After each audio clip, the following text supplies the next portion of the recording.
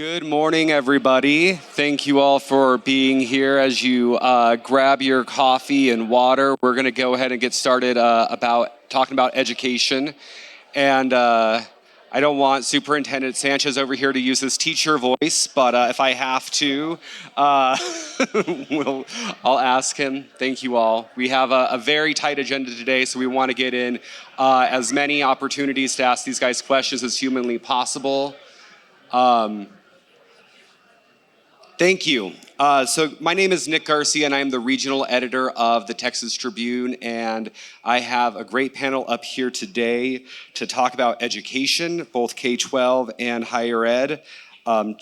We have Dr. Sanchez, Dr. H.T. Sanchez, the superintendent of Plainview ISD. Dr. Sanchez has served as superintendent for Plainview ISD for 3 years. During the 3 years, the Plainview ISD team has focused on providing students and faculty the facilities and tools they need to continue to set the standard in education. The district has invested in technology, so every student has access to a computer or electronic device with updated classroom technology for teachers to use to continue to create interactive and engaging lessons. Then we have State Representative Ken King from Canadian. Ken King has served in the Texas House of Representatives for 5 terms and will begin his 6th term for the House District 88 in January of 2023. After redistricting was passed during the last legislative session, his district expanded from 17 to 19 counties in the Panhandle and the South Plains of Texas. He currently serves as chairman of the House Culture, Recreation, and Tourism Committee and is a member of the House Public Education Committee. Then we have Dr. JuliAnn Mazachek, president of the Midwestern State University.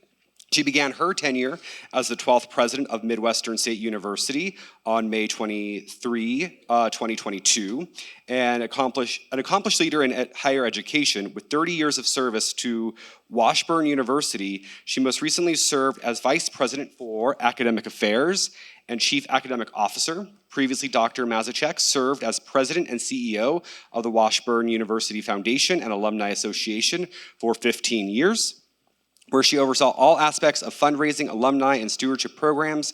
Earlier in her career, she was a tenured faculty member in accounting and served as dean of the School of Business, where she led early efforts for Association of Advanced College Schools of Business accreditation. And last but not least, we have Dr. Russell Lowery-Hart, currently serves as president for Amarillo College. Recently, which was named a top 5 institution and rising star for the Aspen Prize for Community Leaderships and focused on improving student success through systematic and cultural change centered on one word: love. While his calling is education reform, his passion is family. His wife, Tara, sons, Christopher and Campbell, daughter, Candace, and dog, Sadie, fill his life with beauty and joy. Thank you all for being here. We appreciate it. So to get us started, I just would really quickly love to hear from each of you, rapid fire. We can just go left to right. What is one thing working in rural education today that you are most excited about, proud about? Superintendent Sanchez, kick us off. I'd have to say that the silver lining post-pandemic has been the ability for connectivity for our students to be able to take dual credit classes from universities as far away as UT Austin, Tarleton State, in Plainview, Texas. That access to higher institutions of learning with big names, and tech has also been included in that. Since I'm here at Tech, I better say that. The access to our kids, and I'll just end by saying this, 80% of our kids qualify for free and reduced lunch, and they're enrolled at Tarleton and UT and Tech, and I think that is just an amazing thing happening in rural education. Representative? Well, I think post-pandemic, it's statewide, it's drawn the attention that our rural schools put our kids back in the classroom faster than any other segment in Texas, and the results are showing. I mean, our education community has done a fantastic job, and the things always stuck out to me is if you look at statistics on pre-K through 8th grade, rural schools just kill it all over. I mean, we smoke those urban schools every day, and then you get in high school, and that our kids are just as smart, but the educational opportunities may not exist. So colleges will tell you that rural kids are the least college ready. And that's always been my focus in the legislature, is to create more educational opportunities. And I'm seeing the rural schools really take advantage of those things, whether it's dual credit or virtual, and the amazing teachers that are still in our classroom. I think rural schools are doing good, and as technology grows, we're going to continue to do even better. One thing I will say, though, about the educators that I know in all of the 60-plus school districts that I represent, nothing takes the place of a high-quality teacher in front of that child. And those of you that are in here, I support you and I'm going to continue to do so. President? Yes, I agree with everything that the representative and the superintendent said before me, but I do think that in post-pandemic, we've learned the importance of partnerships, of really understanding how a student can progress from K through 12 all the way through to post-secondary so that they can be prepared to be a meaningful part and have a role in the workforce and build our workforce. And I think that universities have been able to step to the table and think about partnerships in ways we haven't ever been able to think about that before, and how best to serve students not only in our local communities, but those that are quite remote from where our universities are. And I think that's something that will be valuable for the rest. We'll never step backwards from that. President Lowery-Hart? I strongly disagree with everything my colleagues have said. Conflict. I agree. I think what I'm most proud of is in a pandemic that was both around health and economics, you saw innovation and partnership emerge in our rural communities in ways that will change us forever. So I want to talk first a little bit about school safety. And Superintendent Sanchez, what do you need from the legislature to ensure that what happened at Uvalde does not happen at one of your schools? That's a great question, and it's one we've contemplated quite a bit. What I'll have to say is we can't knee-jerk react. There has to be a level of reasonableness. Right now, across the state of Texas, every superintendent, every principal, and every teacher is on high alert because we're waiting for the state to send somebody to go and rattle doors and to check to see if our facilities are safe and secure. I just ask for a level of reasonableness because there isn't a school board or school principal or school teacher who doesn't want their children to be safe. And I think sometimes that overreaction puts us into a place to where we create undue anxiety and fear with our teachers and with our kids, and they can't focus on the task at hand, which is teaching young people, because they're afraid of being called out in the newspaper because a school failed a safety audit, which is the craziest thing to tell the bad guys that this school just failed the safety audit, so let's advertise that. So there has to be some reasonableness for this whole endeavor in school safety. Representative King, what are you and your colleagues thinking about and talking about ahead of session as far as money for schools as far as safety is concerned? I think there is going to be money, and you know, everybody knows we're right now. I think the comptroller's latest estimate, we have a $27 billion surplus, and by the time he actually gives the real number when session starts, it's likely going to be higher. But you know, you got to remember there's 181 of us and a governor that's already spent the money, so you can't count on all of that going to one place, and it's not going to. But I will say, I believe, and I'm not, certainly can't speak for the governor, but I believe school safety will be an emergency item. It certainly should be.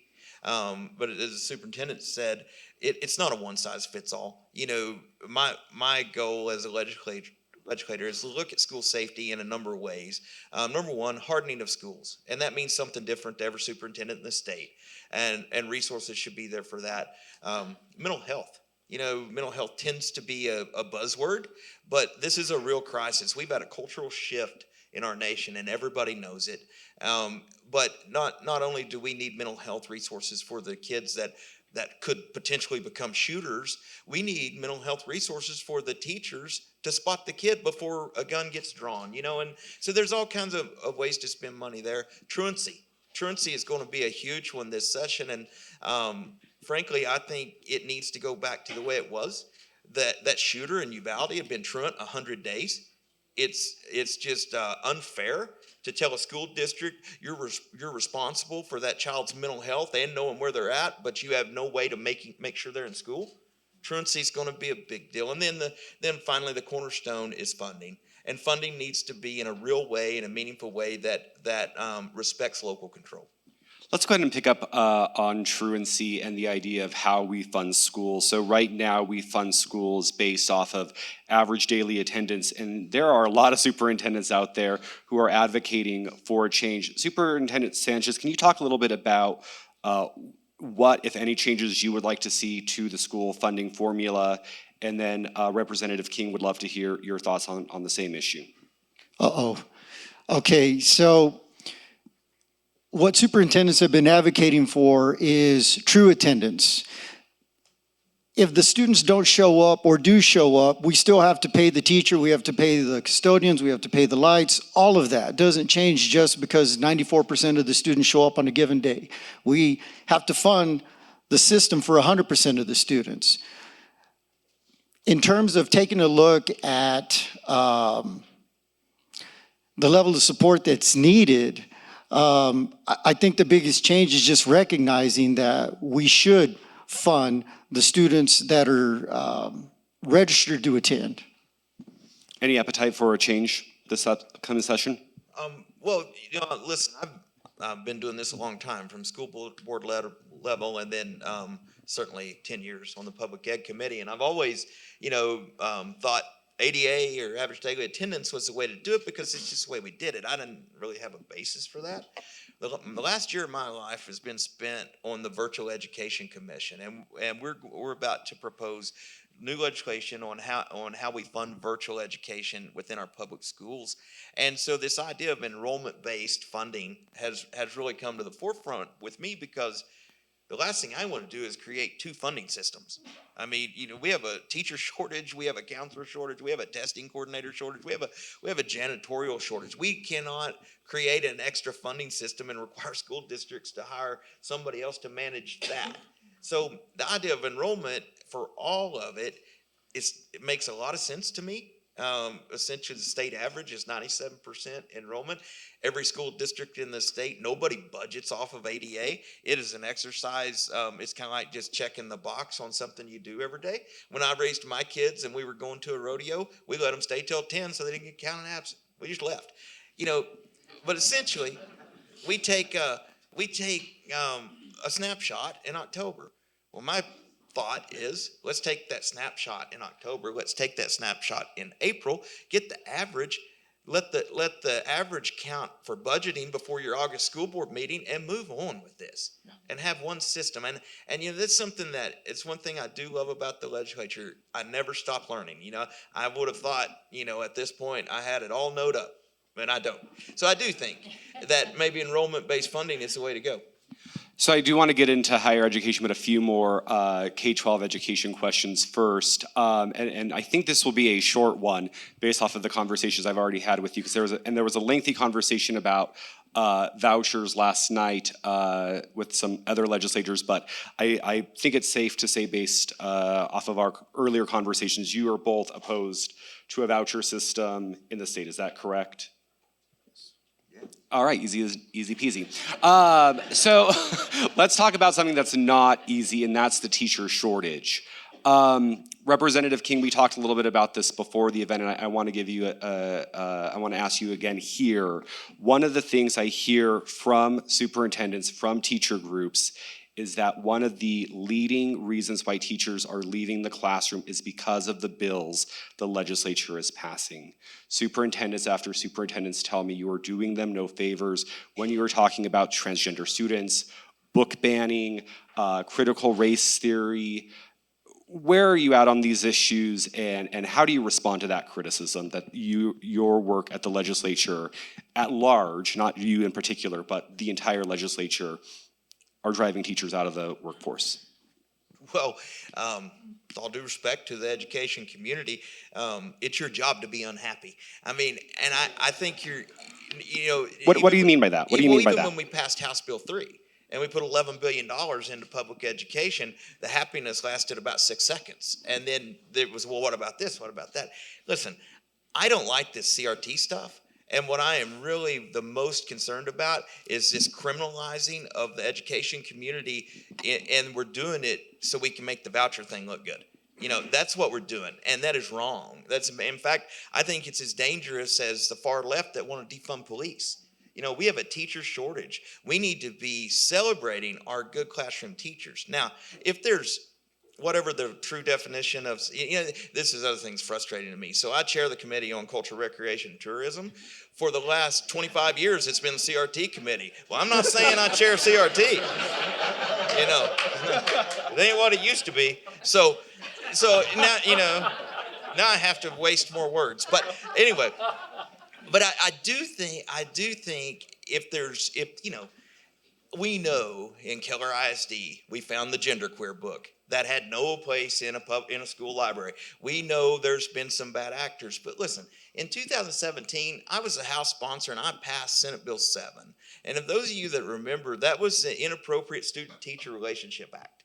And did it stop inappropriate student-teacher relationships? Absolutely, it did not. What it did do is put those teachers in jail. And it gave school districts protection from being sued by telling the next district, don't hire this teacher because of.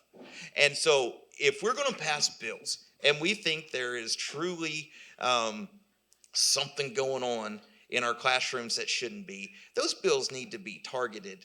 But at the same time, to get rid of the bad teacher, we need to give our good teachers protections. We need to celebrate the good ones and weed out the bad ones.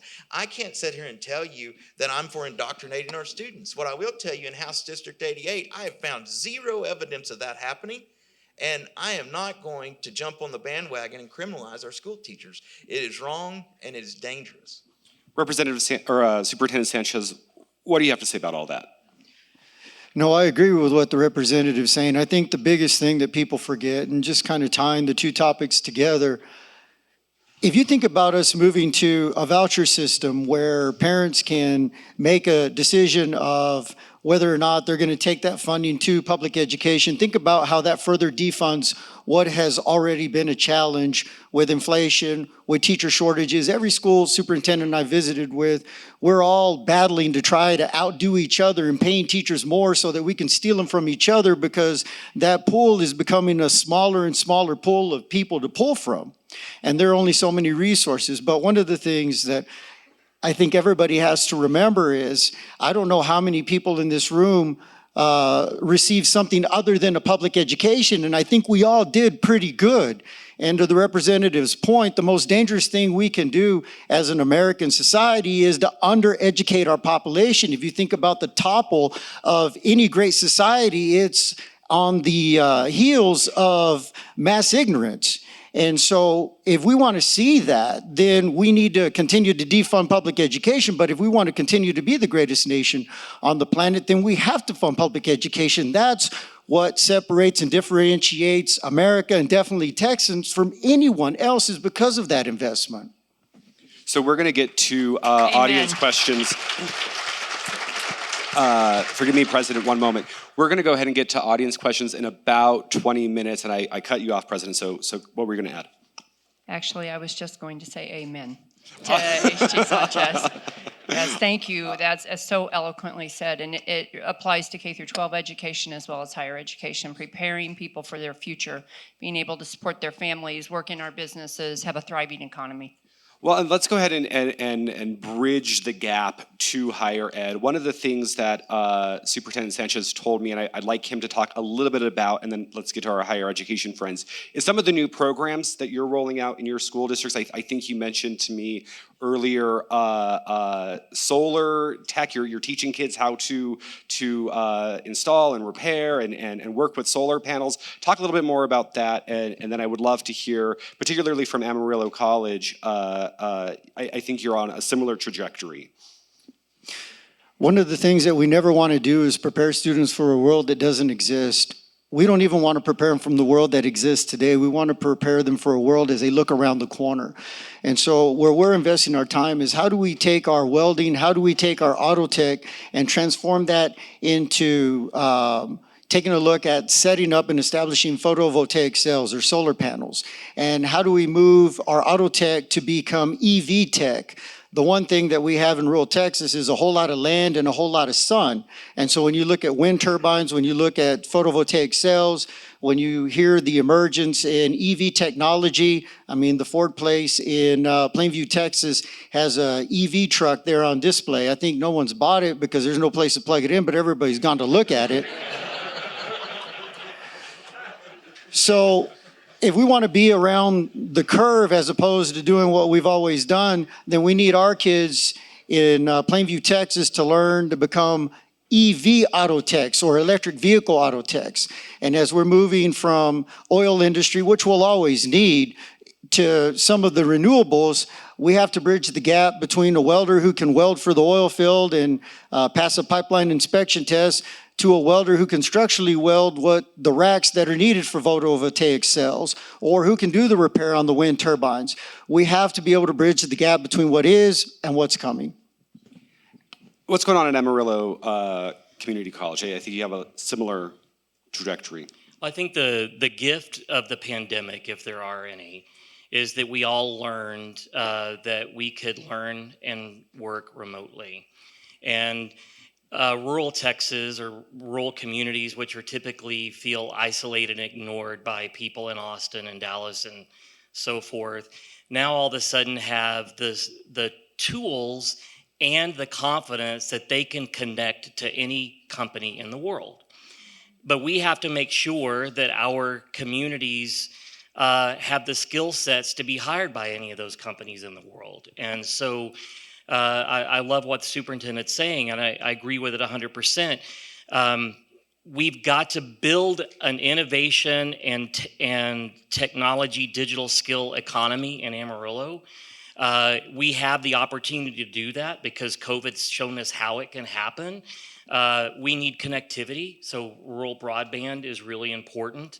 But more important is that we need to see ourselves as places that can not just house, but grow innovation and digital skills in rural Texas and solve some of the problems that companies are having in San Francisco, Austin, New York, Chicago.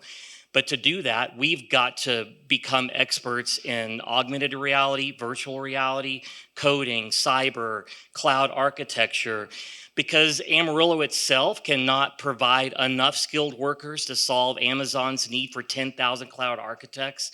But collectively, rural Texas can. But we've got to see ourselves as units that are interconnected with each other and see ourselves as having the opportunity because of COVID to make those things happen in ways that they couldn't have before. President Mazachek. I was just going to add a little bit to that. Talking about innovation, it's such an important point because job growth in the future, the statistics are that about 70% of the new jobs that are coming, we don't even know exist. They don't even exist today. So we're trying to build our educational programs so that our students can innovate and learn many times during their career and retrain for what those future jobs are going to be so that our communities can be effective, so our young people can stay in our communities and work wherever we need them to work, and so we can grow. At Amarillo College, you have an incredibly high astronomical completion rate. How are you doing that? I think we are doing it in the ways that our public ed partners have been doing it for decades. We love our students. It's systemic, it's intentional. We build in academic and social supports, and we use the word love instead of the higher ed or education speak that I think gets in the way of the personal nature of what our rural students in particular need from us. It's not just that they need the confidence to grasp what we're teaching. They need a relationship with people that can love them through the process of getting to the classroom, of learning in the classroom, and the process of applying that learning to a job that pays a family-sustaining wage. So at Amarillo College, our theory of change is threefold. If we can remove a life barrier in an accelerated learning environment and a deep culture of caring, then our students will complete. And we've named our typical student Maria. This is the typical student in Amarillo College. She's the typical student in rural Texas. And she's smart, and she's ambitious, and she's capable, but you often ignore her to your own peril. Your companies need her. She's first gen. She's a Hispanic female. She's working 2 part-time jobs while she's going full-time at Amarillo College and raising a kid. She's the hope of our community, but she can't become the reality of our community without systems of support that love her to her success rather than blame her for our community's failures. What?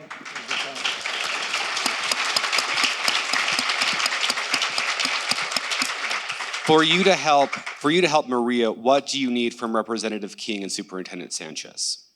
I get that from both of them anyway. It's partnerships. The thing that I love about working and growing up, I don't say this out loud very often, but I grew up in Wilson, Texas, right down the road. I graduated from Slayton, We got Texas. some Wilson folks in the house, all right. I'm a product of rural Texas. We fuel and feed the state. We're what keep Republicans elected statewide. Yet Republicans, did you hear that? we are, but I think we often feel misunderstood and ignored by the political class who thinks or takes our votes and communities for granted and what we provide to the state. And I think we need equitable funding. Not equal funding, equitable funding. The problem that I have, and I've got my board chair, Annette Carlisle, is here, and my former board chair, Don Nicholson, is here. We've been fighting this fight for 2 decades, is in my community, my taxpayers, my neighbors have to pay more to give my students less opportunity than students in the Metroplex, Austin, Alamo, and Houston. It's unfair that my taxpayers have to pay more for my students to have less access to the technologies and the educationally defining experiences. And the legislature needs to fix that. Representative King, how do you fix that? Well, the legislature passed a bill that created the Community College Commission last session, and that commission is just now coming out with the recommendations. And we've talked about it is an inherently unfair system. If those of you who aren't aware of it, what is there, 50 community colleges in the state, and so 50 counties pay for the benefit of the other 204. And so it is unfair. I mean, as a businessman and living in a community that doesn't even have a community college campus, I get the benefit of Clarendon College, of Frank Phillips College, and Amarillo College. In fact, my wife is an alumni of Amarillo College. So She's going to be alumni of the year. it's probably the greatest benefit I ever got from a community college, without a doubt. So, you've got my support, and my biggest fear is this: when we did House Bill 3 in the 2019 session, I'd spent 2 sessions trying to fix Chapter 41 and 42, the old education code. And here's why you can't fix an old system: is everybody's got a piece of candy hidden somewhere. Everybody. And I don't, and so it's like, hey, take their candy, but no, leave mine alone. Well, you can't fix a system like that. So when you throw it all in the trash and start over, then you can create an equitable system. And that's what I'm hoping we get to do for you this session. I really have a lot of hope for this system. I would say what is happening is rural Texas creates the candy for everyone else and we don't get our own. I agree. There is a long-running joke among education journalists that every year we write the story, is this the year the state legislature, insert blank, will change the funding formula for either K-12 or higher education, and we keep writing those articles. So good luck, sir. President, Well, I'll just say, I've been on the other side of this policy thing, and my time on the school board, and after every legislative session, we get the blue policy book, and we go through it. And that was just an exercise of what did they do to us or for us, and it was usually to us. And there's a big difference in those words. I mean, very seldom did we feel like the legislature did something for us. And it's unfortunate that 1,200 school districts, 5.5 million kids, and it's such a. I mean, we're dealing with the 2 greatest resources, the people's children and their money, and getting it right for everybody seems just almost impossible. But I do believe we're doing better in that equitable front. Well, and I believe that when this new formula funding that bases our funding in community colleges on outcomes, that it will be something that the legislature is doing for us. And I'm thanking you ahead of for that ahead of time. We're going to take audience questions in about 5 minutes. So if you want to start lining up here and over yonder, that would be good. We'll have about 15 minutes, so we should be able to get through a few of you. President Mazachek, you're the newest Texan. I'm not a Texan. I understand that from all of you that are native Texans. Yeah. Hey, I'm a Colorado native myself, so we're up here together in solidarity. What have you learned about the Texas higher education system that you like and that's making you pull your hair out? So I mentioned to Representative King and I had a few moments to talk ahead of time, and I came from Kansas to here, and one of the things that has been wonderful is that I knew from afar that Texas always talked about how much they appreciated and how much they supported higher ed and understood how important it is in the future of this great state. And since I've been here, I have witnessed how that is true. Meet with all of elected officials, meet with board members, regents, and they are committed and understand and can talk about why it's so important that we invest in higher education. And I want to be careful about saying it, we are at the end of the education stream. Everything that starts with Superintendent Sanchez is at the core of making it possible for higher ed to be successful, and then creating the alternative pathways, which is why I think it's great that we're both here, because students have to find the place where they can be successful. And it might be at a community college, it might be at a regional university like Midwestern State University in Wichita Falls, and it might be at Texas Tech, our great university right here in the state of, right here in Lubbock. And we have to be able to create those opportunities so students can find their place where they can be successful, because all students are different. And I loved the way you talked about your student, Maria. And because the student body is changing, what they expect from us is changing, what they want when they leave us is changing.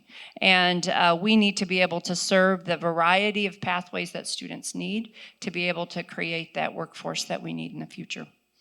What is changing? What is the student expectation today compared to 5-10 years ago? The digital transformation is real. So we know that students who have a relationship with faculty members or with advisors or support staff, that's very important.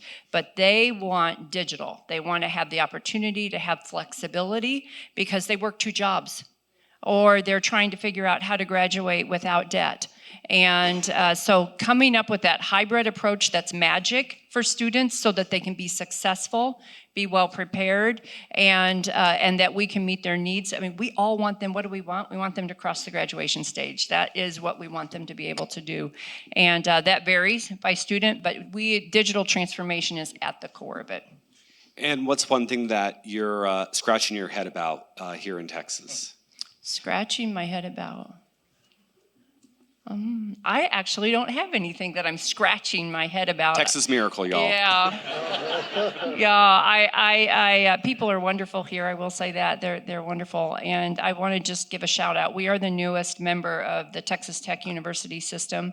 And if I had to say that they asked me one of the greatest things about Midwestern State University and its future, I'm going to say that we became a member of the Texas Tech University system.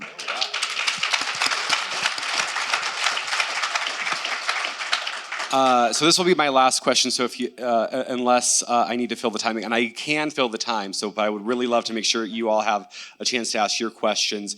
To my 3 educators up here, you have a state lawmaker trapped. What is your one wish for him going into the legislative session? What's the one thing that he can do for you to be in your good graces and to make sure your lives are a little bit easier next year? I wish we had a whole legislature full of people like Representative King. And I mean that genuinely. When you have people who understand education, who've dedicated their career before they were a politician to education, become leaders in our legislature, that's really important. But for me and the 50 community college systems, it's passing the recommendations that the Commission on Community College Funding recommends that moves 95% of our funding to outcomes that will reward us for being effective. Yeah, I would add on to that, one of the things that, yes, it would be great if we had more people like you who really understood education. But I hope that you will be able to remember and help others understand the role of small communities and how our educational institutions are going to look different than they do when you're sitting in Dallas or when you're sitting in Houston or San Antonio. And that's a very important role for our communities and for rural Texas to preserve and make sure those institutions are strong and funded well. I'm going to voice for our classroom teachers, I'm going to voice something that they've said multiple times. This is, for us, our first normal year in many years. And what they ask for is a bit of grace and a bit of understanding. The Commissioner of Education made a bold statement that he's going to raise the bar this year on what it takes to meet the passing standard on the state accountability test kids need to graduate. Is that really the best thing to do right now under these circumstances where we're trying to keep teachers into the classroom and those that can retire from retiring, is to send a message out in our first normal year in many years where kids aren't wearing masks, we're not debating if COVID's real or not. We are going to make it harder for teachers to help kids graduate from high school. So just some reasonableness and to look at things from our teachers' perspective as those policies are being made.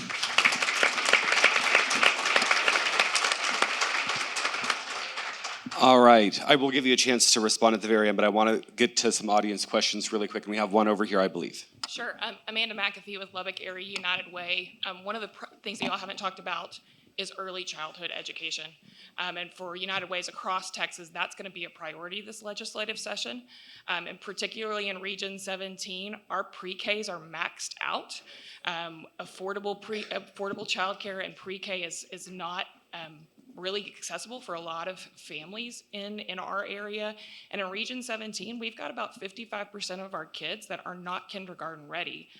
And before we can get all the way up to the college level, to the postgraduate level, we've got to make sure our kids are ready to enter school in the first place. So what are y'all thinking about for the legislative session for coming up for early child care? That's a question for you, Representative, I think. Well, of course it is. This is the easy one. Listen, I don't think one thing when we did the commission on school finance and the created House Bill 3, one of the things I took away from that is was two things. A child's success depends on reading at a grade level by third grade, right? And that success depends on a high quality teacher. And so the state has invested heavily into early childhood, which we all know you get more bang for your buck in education at the earlier grades. You just do. Now, 8.5% inflation has eroded a lot of those gains. I suspect you're going to see a considerable amount of funding come into public education in the form of early childhood, but probably you're going to see an increase in the basic allotment, the small and mid-sized school adjustment. We not only do we have the commission on community colleges, but we have the commission on virtual education and the commission on special education. And those things are all going to have a different funding stream. So I don't think from a money standpoint, pre-K is going to get left out in any way. Could you envision a Texas where there is free universal pre-K for all kids? Certainly. I mean, it's when I going back to when I was on the school board in Canadian, we're a property wealthy district, and we would get our federal AYP standards. Well, what we did in Canadian is we threw them in the trash because we didn't get any of that money, right? But then when I became a state representative and I had to represent, was 57, now I think it's 67 school districts, I found out a large part of my district depends on that Head Start money. And so, I hear it all the time. Why don't we just tell the feds to stay out of Texas education and get out? Well, it's $10 billion to the public ed system each year. So, and I'll tell you this, when I got elected, it came on the heels of a legislature that cut public ed $5.5 billion. And not one person that unelected, the guy that cut public ed, said, well, as long as those were just federal dollars. So I don't know where we're going to get more money all the time. We've got 30 million people in this state right now. We're headed for 50 million in the next 20 years. 5.5 million kids in our public schools. You know, I've fought for 10 years for a dedicated funding source to public ed. And we'll get on the property tax thing for a minute. If you truly want your property taxes to go down, Texas has to honor its constitutional obligation and pay over 50% of the cost of education. And then your property taxes are going to come down. That's just the way it works. So I find it awfully strange in Texas with everything we pay for. Article 7 requires us to pay for free public education for all kids. Yet that is the only constitutional check we are obligated to write. It's the only thing we don't have a dedicated funding source for. That needs to change. And when that changes, we can address pre-K, we can address 51% of the cost of education and a host of other things, and maybe we can tell the federal government to stay out of Texas education.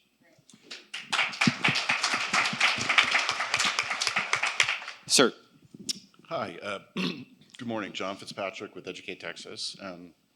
Thank the four of you for your leadership. It's been really inspiring this morning.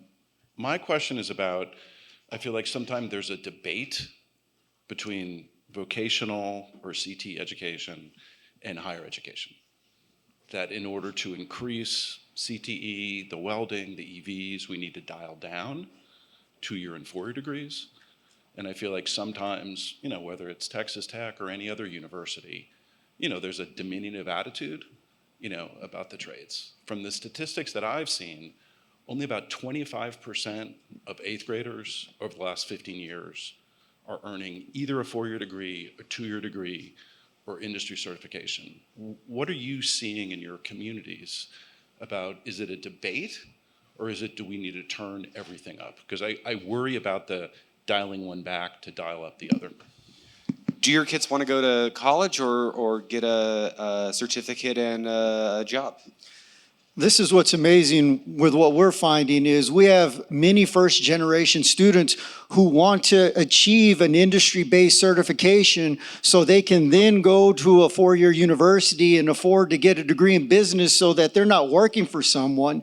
Rather, they're working for themselves and creating job opportunities for others. So we're seeing that. But the tug of war that you're talking about exists, and part of the challenge, and I'm going to use a word that I really hesitate in using, but it's a true one, is frustration, is CTE or career technical education. I mean, that was gold for rural education.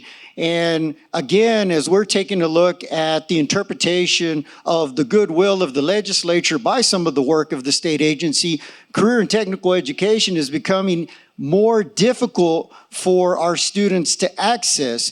The number of industry-based certification tests, entities that can offer certification for a given area, now it's being reduced to almost one entity that is going to have the corner on the market of being able to provide industry-based certifications, and it makes no sense. So we have something really good in career and technical education. We have something really good in dual credit education. But what we're seeing is as the policy rolls out from what the legislature puts on paper to what the administrative entities put into practice, is we're seeing this restriction and constriction, which is now making career and technical education look more like advanced placement, which advanced placement, not to disparage it, but just a matter of fact, is fewer kids are doing AP because you can get real dual credit. Mm-hmm. And we don't want CTE to go the way of advanced placement, but that's beginning to happen. There is a tug of war, but kids want to do both. They want to get the IBC so that they can get a 4-year degree, afford it, graduate without college debt, and then be job creators. President? Yeah, I'd like to add to that, and such good words, and I think it's twofold. I think we need to expand the way we think about higher ed, and not talk about CTE or college. I mean, it's all higher ed. It's all moving you on beyond just your basic high school graduation and preparing you for the workforce, and that some people need to choose CTE. For our communities to exist, we need CTE. We need people to be highly qualified to be able to do that. But we need to be able, this is an innovation that I did not talk about that is so important, and that is creating these seamless pathways of education, these stackable credentials, the ability for a student to say, I want to start out and I want to get my industry certificate, but then I want to get my associate's degree, then I want to get my bachelor's degree. And we have to have pathways where we articulate and students can navigate that. And that is going to help them support their families, and it's going to help them be ready for the future, because our young people today are, during their lifetime, going to have about 7 different careers, meaning they're going to have to get retrained in some way to be successful along their pathway to their retirement eventually. That's very different than 40 years ago, and even very different than it was even 20 years ago. And so we have to prepare them to be able to navigate those pathways. Sir. Yes, thank you. Thank you for your comments. Very important. My question is, we need teachers. So what can be done in the next 2 to 5 years to create a positive environment for a new generation, a pool of teachers that say, I want to go teach in rural Texas? What can be done? I think it's already happening, and not just in my community, but in communities across Texas like mine, where we're creating really intentional accelerated pathways, leveraging dual credit. We have a consortium in our Panhandle P16 Council where students can get up to 1 year in dual credit, where they're just at Amarillo College for a year, and in 3 years total getting a teaching certificate from West Texas A&M. We have unique partnerships with Texas Tech and an education accelerated experience with Texas Women's. I think we're going to develop one with Midwestern State, right? Yes, yes, we are. Texas Tribune bringing We just them met together. each other, so Right. it's going to happen. It's gonna happen. Yes. The infrastructure is there, and now the urgency is there, and I think we can find the funding to make it happen. One of the things that they were working on right as I was leaving Colorado was actually developing a school for teachers to go to learn how to teach in rural schools. And I don't think there exists, something like that exists in Texas yet. Is that something anyone would be interested in talking about, or is that something that might be needed? Well, I know West Texas A&M has a PhD in rural education leadership. I think that's a step in the right direction. A bit different pathway, but I would say the alternative certification pathways for teachers are very important, and all that we can do to help make those available to people who are working in other careers right now, who have an interest in being in the classroom and building those inside of our institutions, that is going to help us tremendously. My nephew graduated from Texas Tech a few months ago, and I counted how many students walked across the stage out of the School of Education, and I counted 3. I counted how many students walked across the stage in business, and I lost count. And what I noted is the next generation is steering away from education. My nephew graduated with a bachelor's in architecture, and so in the end, I'm an educator, my wife's an educator, my brother's an educator, my sister-in-law's an educator. We all are, and so we asked him, "Why'd you go through to become an architect? I mean, why did you pursue that path?" And he said, "If I looked at how much work I had to do to become a teacher, how much work I had to do to become an architect, it's about the same. When I look at how much it's going to cost, it's about the same. And when I look at what I'm going to make as an architect versus what I'm going to make as a teacher, it's not the same." And he said that decision was really easy for me to make. I go, "How long did you contemplate it?" He goes, like that. We are almost out of time, so I need this question to be very quick. I came up with 3 more while standing up here. So 30 seconds, please. I have a comment when I can't take a comment. I need a question. as Dr. Barnes, who worked in Texas Tech, we have a research lab, and we could train people However, the system of funding says you have to turn out a PhD to get money. If you're research, you have to turn out a PhD. There is no support for educating undergrads and graduate students to be those research technicians that you need and that they want to do and that they enjoy. How do we do that?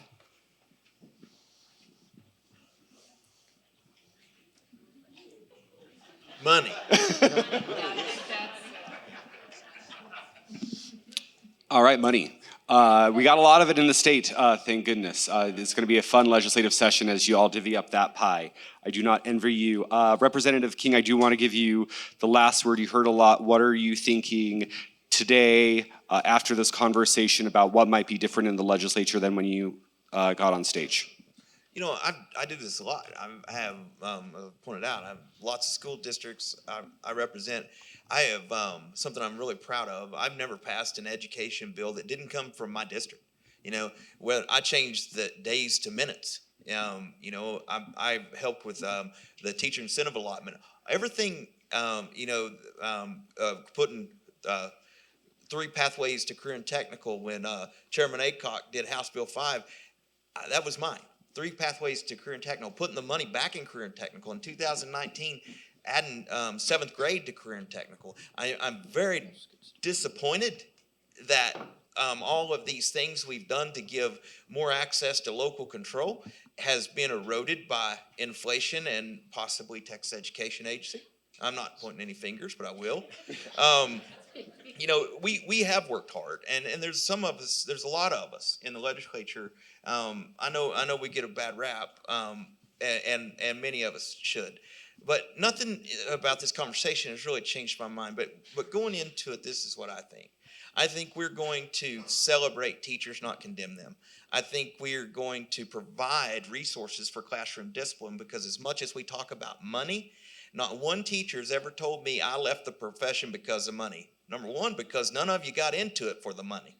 But when you don't get the money and you have to put up a lot of crap, you leave. So I think we're gonna talk about those sorts of things where public ed's concerned in the legislature. On the voucher front, that will be the social justice bill of the session. If I have anything at all to say about it, it's dead on arrival.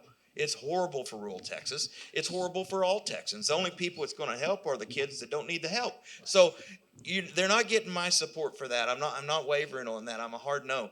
And then, frankly, funding and school safety. School safety, without a doubt, you know, school safety is first and foremost on my mind. I raised 2 kids in the public school system.